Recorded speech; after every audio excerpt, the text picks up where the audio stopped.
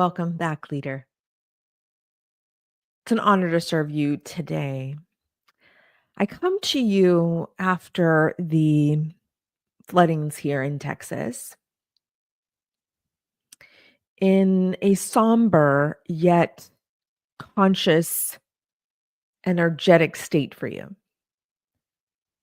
Most of you have seen the news with the fatalities and the destruction of these floods here in Central Texas. And I'm in Central Texas, and my community was one of the communities who got flooded. The San Gabriel River was for us. And just like you, I am watching on the news what is happening in our neighboring communities and our fellow Texans and what they are experiencing right now. Fortunately, my family and I were not in the direct effect of it, but my community was. And as a community, we come together. And as Texans, ooh, we come together.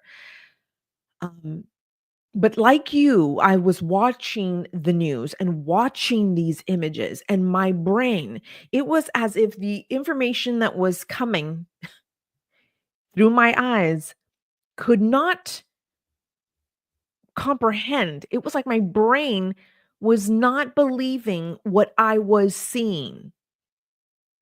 So as I was seeing these still images and these moving images of the flooding, my brain couldn't process fast enough. My brain was like, is this real? Is this what's really happening? And it took me a day or two because first it was like, okay, what is this? Because I've never seen anything like this before. I don't know what is happening. My brain could not catch up with what the reporter was saying, with what the images were displaying to me.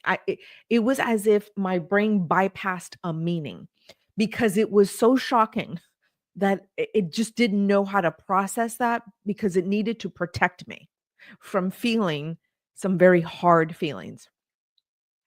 So it took me about a day or two to really settle in and anchor into what was happening in our backyard.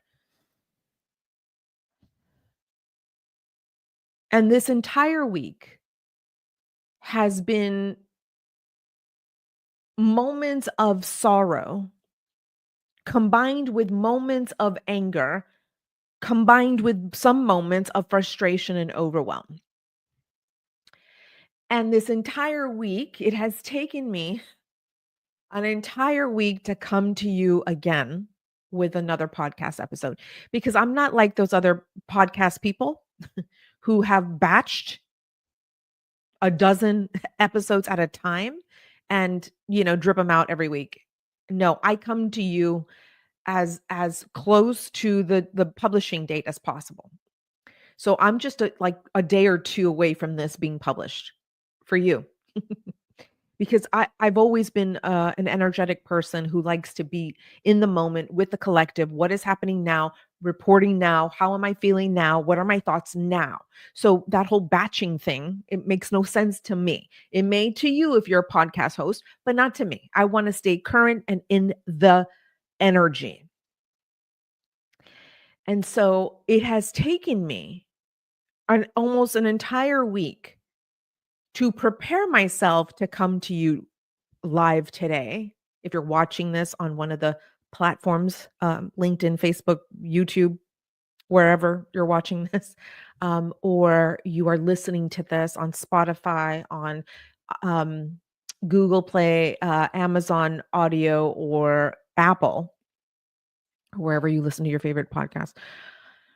It has taken me a while to get to this point today where I could take a bath, get ready, and be here energetically focused for you.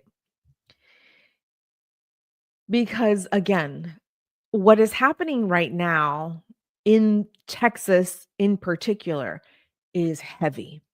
And there are some very heavy emotions that we are experiencing as Texans, and whether you're watching from afar and sending your prayers from afar, you too are experiencing this this destruction of our lands, of our communities, of our families. I mean, it's been interesting. So, I'm doing the best I can today for you because I don't want to fail you. I don't want to come on here and make a fool of myself. I want to be clear and emotionally energetic for you because every week I want to bring you something that you can use right away. Again, in real life, in real time, to make your leadership practice better, to help you be a better leader. So, today's episode is a great one because of what I just experienced, what many of you, what millions of you, or those in Texas who are directly affected by what's happened. This will resonate with you because of what we are all collectively experiencing.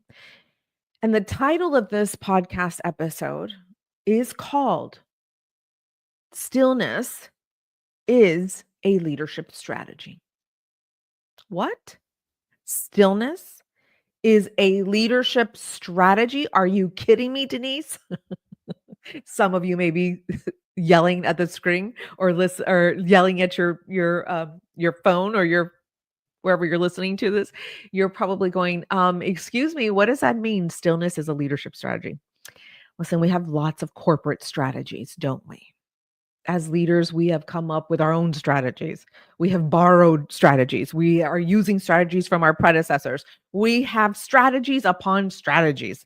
Let me tell you, I love sharing this because a lot of my clients come to me because they have implemented a strategy or a strategic plan, and the results that this plan created yielded negative results, right? So they come to me because they've yielded negative results or subpar results, average, mediocre, but mostly yielding negative results. So when a potential client comes to me and says, this is why we may need your help. Here's what has happened. Here's the strategy we implemented. Here are the results. Can you help us clean this up? Because we don't understand this and we just, we're going to need outside help. Great. So folks come to me with their results, usually negative results. And the first thing I tell them is, well, okay, before we do strategy and we talk about strategy, can we look at two other variables, super important variables? And number one is the mindset, and number two are the skills. Because I've always said that there are three variables that you must pay close attention to. Three variables that determine the success of your leadership practice. Only three. It's simple, but it's not easy. Leadership has never been easy. But I have made leadership so simple that there are only three variables, and they are mindset, the skills, and number three, strategy. So when a leader comes to me and says, "Ooh, we failed on our strategy," well, we have two other variables that we need to talk to you about, mindset and skill set. And so strategy is really important, right? It is. It's one of the three variables that we have identified in my institute that will determine the success or failures, successes or failures of your leadership practice. And so when you come to me with those strategies, sure, we can talk about strategy all day long. It's important, definitely important. So I know how important strategies are to action takers like us. Yeah. We are proactive leaders, you see. I'd like to think the majority of us watching or listening are proactive and not reactive leaders. But here we are with these strategies because we love strategy. My goodness, there's a strategy for everything. There's a tool for everything, right? Here is the goal. Here are the objectives. Here's what we want to accomplish as an institution, as an organization. Here are the metrics. Here are the KPIs. Key performance indicators. So whatever you want to call them, we've got a goal. So now how do we get to this goal, you ask? Oh, there's some strategies. Let's pick a few. Let's see what has worked before. And then maybe something that's out there that's new, it's innovative. Maybe we can, add that in the mix. Cool. Listen, you are measured by the impact you make. Straight up. That's leadership, huh? You cannot deny that part of your role. We have to measure your success. This determines whether your leadership impact is successful. And so, strategy we cannot avoid. It's important. It's one of three variables that make up your leadership impact. Get it? Got it. Okay, Denise, move on. So, how about I introduce to you a strategy that is unlike all the other strategies that you have used in the past? Now, remember, around here, we talk about contemplative leadership style. Mm, contemplatives, the foundation is in the word, huh? We contemplate. We are in stillness. We need to be in the present moment. We need to take a moment either to meditate, either to pray, but ultimately to contemplate. So, how do you contemplate your work? How do you contemplate the actions you're going to take or the strategies you're going to implement? Huh? We take a pause, we take a moment. But stillness has never been considered a strategy in leadership before. Not until now, because contemplative leadership style requires that your number one leadership strategy is stillness. What? You want me to be still, Denise? Are you kidding? I've got to move quickly. I have to make decisions quickly. I have to make sure my team is on 24/7. I have to have an open door policy. I have these annual performance reviews I have to do. Are you kidding me? Like the culture will eat me up if I don't do this. But you want me to be still? Tell me why this is important. Again, we talk about contemplative leaders around here because we do this differently. We lead differently because what's important to us is our divine assignment and our sacred responsibilities to the collective. What? Yes, this is what sets us apart from all the other leaders out there. This is what's going to set you apart from your peers. I know it's mind blowing, right? What do you mean? Why is this so important? Because if you are frustrated, if you are overwhelmed, if you are enraged or apathetic or all these other emotions right now, currently in your leadership practice, if those are your dominant emotions and they fluctuate from day to day, one day you're frustrated, the next day you're overwhelmed. Then 2 weeks from now, you're apathetic, you're quiet quitting. But then a week after that, you're like, oh, okay, well, let me try again. And then again, the burnout comes in. It's a vicious cycle of these negative emotions. But here's what's incredibly amazing about that. Those are signals. Those are alert systems. Those are sirens going, hello, we got to talk about this, leader. We're going to need to do this differently. And how about we entertain contemplative leadership style because we want to lead differently, don't we? We have a full career ahead of us. We can't afford to leave. How many of you can afford to leave your jobs right now? I know I can't. I know you can't. I know many of us out here cannot do that. So, how about we start looking at leading differently by using an emerging, highly controversial leadership style called contemplative leadership style. And the number one strategy to this leadership style is stillness. Stillness. What does that look like for you to be still? Can you imagine? Can you imagine being still for more than 5 minutes? Can you imagine being still for more than 20? Could you imagine having tea with yourself and a divine presence or your higher calling every single morning? Are you kidding? What? Yes, I can imagine it because I do it every day. And because I teach my clients this as well. This is what we do as contemplatives. You want to be a better leader? You want to lead with purpose, fulfillment? You want to have a transformational impact? Then how about we do things differently? How about we start with incorporating stillness as a strategy? And what does that look like for you? What could it look like for you? Could it look like meditation? Could it look like getting up 10 minutes before the whole house wakes up? Mm? And taking a moment for yourself? It could look like pen and paper, journaling. I've talked about how journaling has saved this girl's life, let me tell you, as a very disturbed, highly traumatized Latina raised on the Texas Mexican border with a lot of interesting things that a little girl should never have experienced, but did. Nonetheless, she did. I used pen and paper because this was the only way to get out those emotions. This was the only way for me to get it out of my body. I didn't know what else to do. Wasn't very athletic, didn't want to move my body very much. I was lethargic. I couldn't help but barely pick up a pen and paper to write out my feelings. So I've always been a strong proponent of journaling. So what would that look like for you? Could it look like journaling? Could it look like pen and paper? Could it look like putting your earbuds in and putting on something on the Calm app? By the way, I love Calm. Calm app, amazing, helps with my anxiety big time. I put that in, I put some EDMR or I put some theta level beats in my ears and I feel the brain energy and the brain levels, the brainwave levels settling in.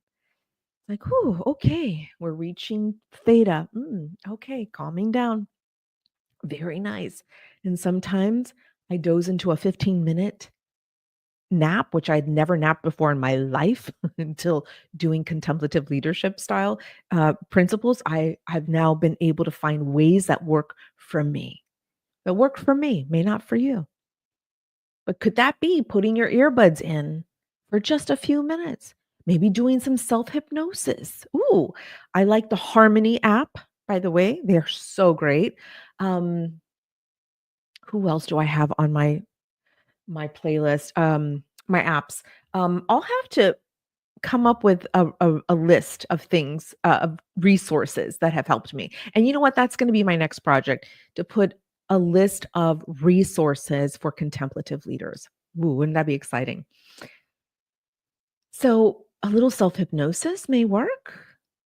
I do that when I'm at the edges of something where I'm feeling a lot of discomfort because I'm trying to change a behavior because the behavior has been yielding negative results for me. And it is time that I end that behavior and start something new. And because of the habits that have been formed, again, causing those negative results in those behavior because of those behaviors, I have to rewire some things in my neurology. And self hypnosis has always been the easiest way for me to release some of those entanglements, and it's almost like a ball of yarn. Sometimes those habits are just strongly held in this ball of yarn, and so self hypnosis just easily, gently unravels it for you. So how about self hypnosis for you? I'm sure there's some other great um other apps. Grace Space is another one, and then Harmony, as I mentioned. So I have been listening to the Hollow app because I do my daily rosaries. For those of you who are not faithful, no big deal. You don't have to use an app like that. You can use other spiritual apps.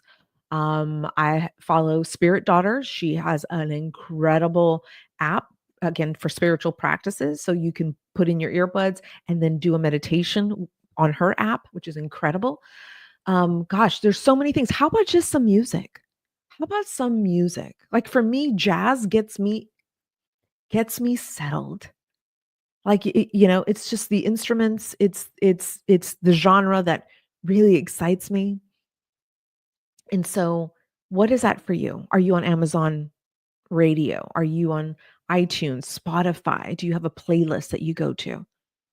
So, stillness doesn't have to be quiet. It doesn't have to be like a traditional meditative practice where you're not supposed to think. But listen, I you can't stop your thoughts from running across your head while your eyes are closed. They're like clouds. They pop in, pop out. Some clouds are full of rain, some clouds are full of rage, right? Some clouds are, are transparent, translucent, the sun's shining through, you can barely see them, right? Thoughts are like these clouds. And so for me, it's very difficult to do a traditional meditative practice. I've tried, but wasn't able to sustain that. So I found ways that help me personally. So you may already have some very interesting ways. How about exercise? Some of you go out for a walk. Some of you put on a weighted vest and you hit the streets and you're like, I'm getting this out in the streets so that I can come back home refreshed and ready, right? Ready with my day, right? Some of you have to move. Some of you have to dance. Some of you have to go lift some weights. Some of you have to, you may have to go for a run. So, what does that look like for you? So, don't get tripped up by the word stillness. It just means to contemplate, it just means taking a moment from your busy, chaotic leadership practice to separate yourself from that part of your life, to disconnect yourself from that part of your life, to take a moment for yourself because stillness is so important. We gain clarity from stillness, right? When you take a moment, disconnect, discharge, right? So that you can recharge, it's it's a moment for you to restore that clarity that you are looking for.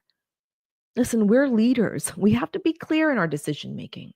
We have to be clear in what we want to accomplish. We have to be clear in the strategies that we implement, the skills that we have, the mindset that we have. Because if not, you will lead with ego. You will lead with ego. And Dr. Wayne Dyer, rest his soul, he used to say ego stood for etching God out. EGO. Ego. Right? Some of us are leading from fear, from anxiety, from despair, from scarcity. Some of us out here just need a time to disconnect and be clear on our intentions. And this is what stillness allows us to do. So what does that look like for you? Stillness renews your energy. We need your energetic body every day to show up. And when you're in burnout and you are exhausted, you are doing more damage to yourself physically, mentally, emotionally, and most definitely spiritually. And you're also damaging your staff, your department, your direct reports. So you're not only impacting yourself, you're impacting others. So stillness allows us to renew this energy so that we can remember, so we can remind ourselves why we're here, why we were called to do these roles. What? I could have done something completely different, but I chose this in this industry to lead these people. Well, how about we take a moment to renew that energy, my friend? And ultimately, stillness reconnects us to our divine assignments. Contemplative leaders are so connected to our divine assignments. And it's taken a while for us to reconnect. Trust me. I know this because on my journey, I got distracted. I got turned away. I, I had detours upon detours, but I have found my way back to my divine assignment because I have allowed myself as a contemplative leader to put stillness as my top strategy. I will not take action. I will not behave. I will not do anything, make a move, or tell my direct reports to do something until I have taken the time to be in stillness. And this is something I'm teaching my team to do as well. It's like, I'm going to take my few minutes and thank you for all these brainstorming ideas, but I'm going to take some time to be still in what we just talked about today. And I'm going to encourage you to do the same. So don't take any actions yet. Let's not plan a strategic plan yet. Let's not design it yet. Yeah. Let's just take a moment to contemplate if this feels in alignment with your energy, with your focus, with your direction, right? With your assignment. And if it does, let's come back and then let's really talk about how to implement and see what this could look like for us if we do implement this strategy or this idea or this strategic plan. So again, stillness restores your clarity, stillness renews your energy, and stillness reconnects us to our divine assignments. So stillness can also look like a 5-minute breathing session, just some breath work. Breath work that is so simple. Breath work that allows you to be present in the moment, not thinking about the past, not thinking about the future, but being in your body, in this physical space, in this moment for 5 simple minutes. It's called a sacred pause.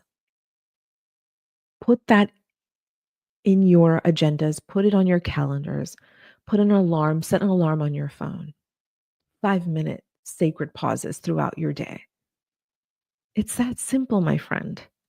And I promise you, if you implement stillness as a strategy, if you make stillness your number one strategy, you are on your way to being a contemplative leader who is connected to their divine assignment, who knows their sacred responsibilities to the collective, who has expansive vision. Because when you are still and you know your divine assignment and you know your sacred responsibilities, you are able to see above and beyond the average leader. You are able to see in 5D instead of 3D. You are able to see what others cannot see. This is part of contemplative leadership style. You have expansive vision and you embody this presence. You embody the presence. So anywhere you walk into, walking into the boardroom, walking into the break room, walking to the parking lot, you have this embodied presence of a contemplative leader. Oh my goodness. And then ultimately, transformational impact that you will have on your team, in your organization, in your communities, for your constituents, for your clients, for your stakeholders, for your customers. That's contemplative leadership style. How fantastic. But we need to put stillness into your strategic, plan. It's got to be a priority for you. It's a strategy. Try it out for yourself and see the impact you can have when you take a moment to renew your energy, to renew the clarity, to reconnect to your divine assignment. You owe this to yourself, leader, and especially those that you lead. It's part of your sacred responsibility to do the work. And I'm giving you a tool that you can use right now, right now. You don't need apps. You can start doing some breath work right now or start listening to some music that calms your nerves, calms your spirit, helps you reconnect to what you're doing in this world. Take this job seriously. Take this role seriously. Contemplative leadership style is quite a very serious style of leadership that you need to incorporate right away. All right, leader. I want to thank you for taking some time today with me to talk about stillness being your leadership strategy as a contemplative leader. I'm praying, I am sending you all of my love, especially those who have been impacted by this devastation here in Central Texas. But also, if you're witnessing this and you are maybe on the other side of the country, but you are feeling the impact of this energy, take good care of yourself as well, right? This is where stillness is going to be really helpful for us, for those of us who are suffering right now, either directly or indirectly. And then reach out. Let me know how this strategy has impacted your leadership practice. You can reach me on Instagram at Dr. Denise Simpson or on LinkedIn at Dr. Denise Simpson. All right, leader, I'm wishing you a great rest of your day, and I cannot wait to serve you again very soon.